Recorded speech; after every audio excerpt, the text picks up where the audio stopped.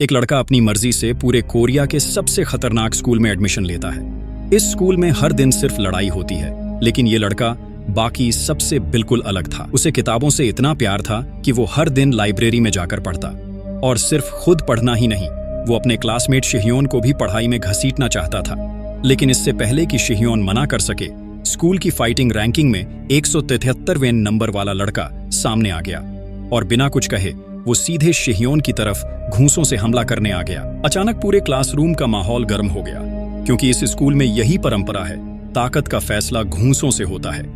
यहाँ बाकायदा fighting ranking list भी चलती है। जब लड़कों ने देखा कि शिह्योन चुपचाप मार खा रहा है, तो उन्होंने उसे चेतावनी देना शुरू कर दिया। लेकिन तभी शिह्योन एकदम पागल कुत्ते की तरह झपट पड़ा। हालांकि उसे लड़ाई का कोई अनुभव नहीं था, फिर भी वो जैसे तैसे मुक्के चलाने लगा। ये सब देखकर क्लास में बैठी जामिन की आंखें खुली की खुली रह गईं। जामिन सोचने लगी, क्या सच में ये स्कूल इतना पागलपन से भरा है? लेकिन ज्यादा देर नहीं लगी, शिह्योन बुरी तरह हार गया। दर्द से कराहता हुआ जमीन पर गिर पड़ा। वो लड़का उसका रैंक छीनकर मुस्कुराते हुए चला गया। सभी छात्रों के मोबाइल पर यह खबर तुरंत फैल गई।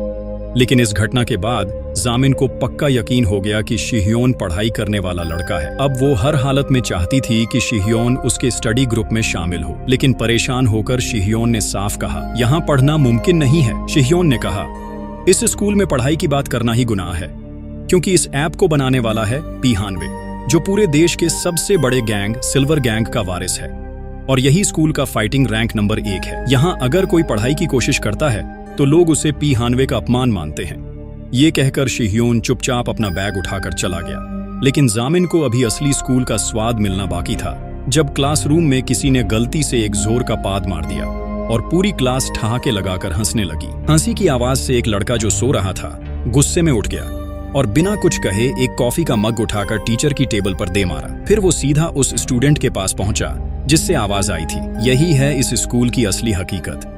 जिसके हाथ में ताकत है वही बोल सकता है, जो कमजोर है उसकी यहाँ कोई सुनवाई नहीं। एक नया टीचर जो अभी हाल ही में यहाँ आया था, उसने इस सब को देखकर वाइस प्रिंसिपल से बात की और स्कूल की हालत सुधारने की बात की। लेकिन प्रिंसिपल ने कहा, तुम अपने परमानेंट जॉब की चिंता करो, बाकी छोड़ दो। ऊपर वाले सब कुछ जानते हैं लेकिन अनदेखा करते हैं। ऐसे में शिह्योन जैसे कमजोर बच्चों का क्या होगा? वो चलने में भी इतना डरता है कि सीना नहीं तानता, नजरें झुकी रहती हैं। फिर भी एक दिन बाथरूम में गलती से वो शियन यू से उलझ जाता है। शायद अब उसे मार खाने की आदत पड़ चुकी थी, इसलिए जब शियन यू ने उसे थप्पड़ मारा तो वो चुपचाप खड़ा रहा, कोई विरोध नहीं किया।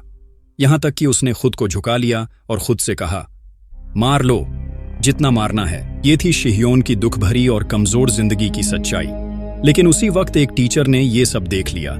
उसने हिम्मत करके शियन यू को रोकने की कोशिश की, लेकिन तभी किसी ने अपने भारी हाथों से उसे पकड़ लिया और रास्ता रोक दिया। उधर शियन यू अब शिह्योन को आखिरी घातक वार देने ही वाली थी। तभी अचानक स्टोर रूम का दरवाजा खुला। एक मास्क लगाए लड़की ने फायर एक्सटिंग्विशर की मदद से शिह्योन को बचा लिया। वो और कोई नहीं, खुद जामिन थी। लेकिन ये देखकर शिह्योन चौंक गया। वो शुक्रिया कहने की बजाय उल्टा नाराज हो गया। उसने कहा, तुमने मुझे क्यों बचाया? क्योंकि उसके हिसाब से अब मार खाकर मामला खत्म हो रहा था, लेकिन अब उसे फिर से सब झेलना पड़ेगा। जामिन ये सुनकर चुप हो गई और शिह्योन वापस मार खाने के लिए चल पड़ा। मगर रास्ते में उसे फिर से शियन यू मिल गई। इस बार वो हाथ में बैठ लिए उसके पीछे दौड़ रही थी। वो जबरदस्ती जानना चाहती थी कि उसे मास्क पहनकर बचाने वाली लड़की कौन थी, लेकिन शिह्योन ने उसका नाम नहीं बताया। दरअसल जामिन जानती थी पढ़ाई के लिए शरीर का मजबूत होना भी जरूरी है, इसलिए उसने बचपन से ही अपनी सेहत का ध्यान रखा। उसके अंकल ने तो यहाँ तक कहा कि वो उसके साथ मार्शल आर्ट सीखे, क्योंकि उसमें टैलेंट है। लेकिन जामिन का सपना कुछ और था। उसे पढ़ना था, उसे किताबों से प्यार था। एक दिन जब वो थक कर सो गई, तो अगली सुबह उठते ही फिर शिह्योन को समझाने लगी कि वो उसके स्टडी ग्रुप में आ जाए। हालांकि शिह्योन भी अंदर से चाहता था, लेकिन फिर भी उसने मना कर दिया। असल में शिह्योन के पिता एक मजदूर हैं जो कंस्ट्रक्शन साइट पर ईंटें उठाते हैं। उन्होंने देखा है कि कैसे कॉलेज से ग्रेजुएट होकर लोग आखिर में वेल्डिंग या टेक्निकल काम ही करते हैं। इसलिए वो कभी नहीं चाहते कि शिह्योन कॉलेज जाए। वो चाहते हैं कि वो जल्दी से कोई स्किल सीखे और अपना पेट पाल सके। वहीं दूसरी ओर जामिन को बचपन से पढ़ाई का सपना था, लेकिन उसके मार्क्स इतने खराब थे कि कोई उसके साथ ग्रुप बनाने को तैयार नहीं होता था। पर उसे कॉलेज जाना ही था। एक दिन उसने स्कूल में सुना कि अगर वो स्टार हाई स्कूल में अच्छे नंबर लाए तो उसे स्पेशल कॉलेज एडमिशन का मौका मिल सकता है। ये सुनकर उसकी उम्मीदों की लौ फिर से जल उठी, लेकिन उसे इस स्कूल की खतरनाक सच्चाई का अंदाजा नहीं था। जामिन गलती से फाइटर शियन यू को चोट पहुंचा देती है। अगले ही दिन शियन यू सबको बाहर निकालकर उससे अकेले फाइट करने की धमकी देती है और गुस्से में जामिन की नोटबुक जला देती है। एक सीधा साधा लड़का बस अपने चश्मे को ठीक करता है और इधर उधर देखता है तो पूरा कैंटीन चुपचाप रास्ता छोड़ देता है। वो जैसे ही रेस्ट एरिया में पहुंचता है, सारे स्टूडेंट्स डर से सिर झुका लेते हैं। कोई तो जल्दी से अपने बाल भी नीचे कर लेता है, कहीं उसके हेयर स्टाइल से वो लड़का नाराज ना हो जाए। लेकिन जामिन ने जल्दी ही उसे पहचान लिया। सारे बदमाश तुरंत शांत हो गए, यहाँ तक कि कोई उसे आंखों में आंखें डालकर नहीं देख पा रहा था। मगर 3 सेकंड घूरने के बाद जामिन मायूस होकर बोली, ये तो पढ़ाई के लायक नहीं है। जैसे ही जामिन वहां से चली गई, बाकी सबने चैन की सांस ली। दरअसल जामिन ने स्कूल में पहले ही दिन सबसे खतरनाक लड़के शियन यू को हरा दिया था। समस्या ये थी कि जैसे जैसे ये खबर फैली, उसे एक खून के प्यासे राक्षस जैसा बताया जाने लगा। अब हर कोई उससे डरने लगा था, लेकिन हर जगह एक ना मानने वाला जरूर होता है। पर हैरानी की बात यह थी कि जामिन गुस्सा नहीं हुई, बल्कि मुस्कुराकर उस लड़के से बात करने लगी। उसे लग रहा था कि ये लड़का एक अच्छा स्टडी ग्रुप मेंबर बन सकता है। दरअसल जब जामिन और शियन यू की फाइट हुई तो स्कूल के वाइस प्रिंसिपल और एक सुपरवाइजर ने उन्हें लड़ते हुए देख लिया। उन्होंने माना कि जामिन ही दूसरों को तंग कर रही है। ऊपर से उस दिन स्कूल में इंस्पेक्शन भी चल रहा था, तो बिना सोचे उन्होंने जामिन को स्कूल से निकालने का फैसला सुना दिया। लेकिन किस्मत से वो टीचर जो कॉलेज टाइम में जामिन का ट्यूटर रह चुका था, वो जानता था कि जामिन कैसी है। उसने समझाया कि इस स्कूल में बच्चे अपनी रक्षा के लिए लड़ते हैं। टीचर ने एक सुझाव दिया, जामिन को स्कूल का माहौल सुधारने के लिए स्टडी क्लब शुरू करने दिया जाए। ये बात सुनकर इंस्पेक्टर ने हामी भर दी। अब जामिन को 2 हफ्तों में 5 लोगों को स्टडी क्लब में जोड़ना था, तभी वो स्कूल से निकाले जाने से बच सकती थी। अगले ही दिन एक बदमाश उससे मिलने आता है, लेकिन जामिन को लगता है कि वो पढ़ने के लिए आया है। असल में वो लड़का फर्स्ट ईयर का 3रे नंबर का फाइटर था और बेहद खतरनाक। बदमाश लड़के की एंट्री देखकर बाकी स्टूडेंट्स एक्साइटेड हो गए, क्योंकि कोई भी उस फाइटर के सामने टिक नहीं पाता था। लेकिन जामिन को फर्क नहीं पड़ा, वो बस स्टडी क्लब का फॉर्म ढूंढ रही थी। वो स्टोर रूम की तरफ गया और वहां जाकर हर एक हमले को ऐसे बचाने लगा जैसे उसके पास लेजर सेंसर लगा हो। आखिर में वो लड़का बेहोश होकर गिर गया, लेकिन जब जामिन झुककर उसे उठाने लगी तो बाहर वालों को लगा कि वो उसे और मार रही है। फिर अफवाहें तेजी से फैलने लगी और जामिन को खूनी राक्षस कहा जाने लगा। अब 2 हफ्तों की समय सीमा लगभग पूरी हो चुकी थी।